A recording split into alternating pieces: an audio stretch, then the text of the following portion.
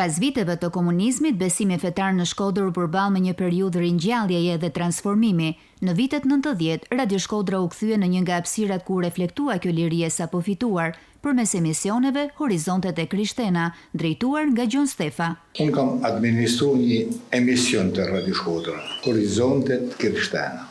Nga viti 1992 deri 1997. Kam prezentuar ngjarje shumë të rëndësishme ardhes të Nën Terezës, ardhen e Papa Gjon Pali II. Fillimi ishte bum. Shumë kristian të dhanën shumë mos besimit, ishin të gatshëm mos sakrifiku, ishin gatshëm me lek të gjitha ngjarjet fetare, jo vetëm brenda një territori. Duke krahasuar atë periudhë me ditët e sotme, Gjon Stefa shpreh se ka një zbeje të riteve që dikur forconin lidhjen shpirtërore dhe jetën komunitare. Koha cilën po kalojmë, kontaktet që po bëhen me botën, në veçanti largimi i trive, janë më të prirur më marrë me divertimente, me knatësina, se sa më marrë me knatësim shpirtërore, se knatësin e besimit.